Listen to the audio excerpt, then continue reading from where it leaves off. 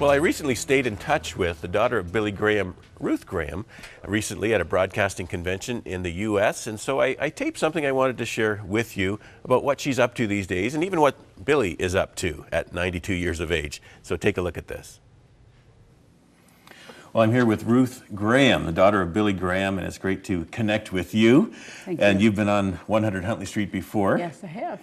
And thank you for taking the time to share with us, because you're up to some new things that we'll talk about in a moment.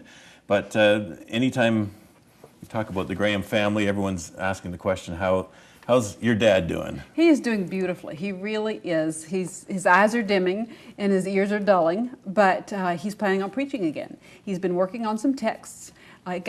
He's got them in large font beside his bed, but he's meditating on them, praying on them, and he just feels like he has a message he wants to deliver. Wow, that's something everyone will want to hear for sure. Well, and I would ask your viewers to pray for him, yes, as he prepares his strength and that they find the right venue. They've talked about the Madison Square Garden and they've talked about the Panther Stadium and they've talked about just a little studio like this. Mm-hmm. And I've said all along he needs an audience. He may not be able to see him, he may not be able to hear him, but he can feel him. And every preacher's better when he has an audience. Yeah. Well, Ruth, there's been a particular focus on your heart lately, which has launched a new ministry as well. And I want you to tell us about the Transparent Church, what that's all about. Well, thank you. The Transparent Church is born out of a ministry that I've had for several years, about 5 or 6 years. And that was born out of a book I wrote some years ago, In Every Pew Sits a Broken Heart. And I came to Huntley Street to talk about it. But I have discovered through my own experience that people sit in the pew with a broken heart, but they don't want anybody to know. They smile, tell everybody they're fine, but inside they're breaking for either the sin of someone else or their own sin. And the Transparent Church is really the legacy that my father has left me. The grace of God. When I was going through a difficult time and made the wrong choice. My father had told me not to do it. I did it anyway. And I was an adult. I knew better. And it wasn't long before I realized that was a terrible mistake. And I went to talk with my father. Well, what was he going to say to me? What was I going to say to him? Was he going to say, you've made your bed, now you have to lie in it. I told you not to do it.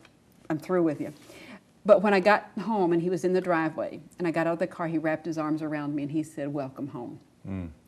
That changed my life. And my father isn't God, but that's what God does for us.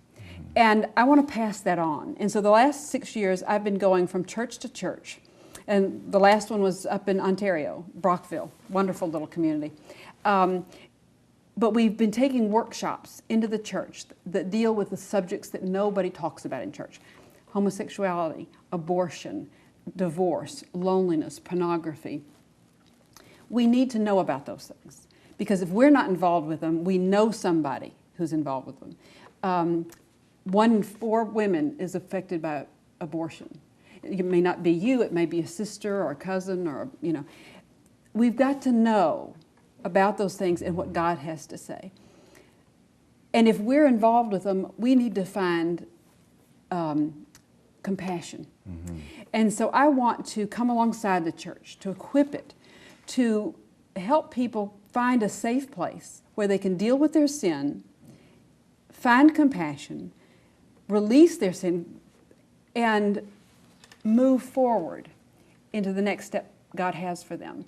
But so often we hide our sin because we're afraid of what people will say or what they'll do to us. What was your biblical basis for really wanting to move in this direction?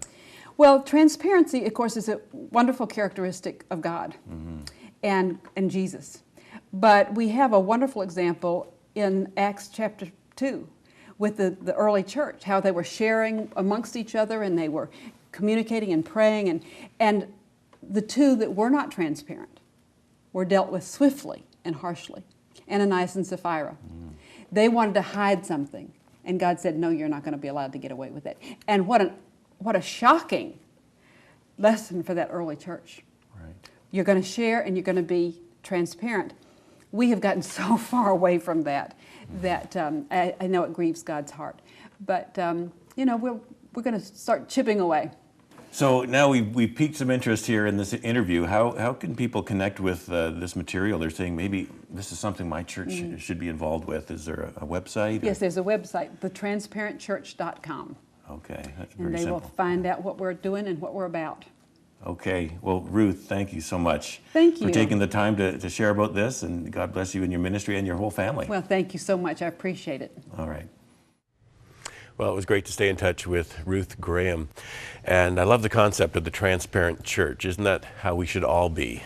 And, Ruth has gone through her own very difficult times dealing with heartache and depression and discouragement and so on, even the daughter of Billy Graham. And so no one is immune to difficult times in life. And so we want to remind you that you can call our prayer line too anytime, day or night, if you want to talk and pray with someone about what you're going through in your life.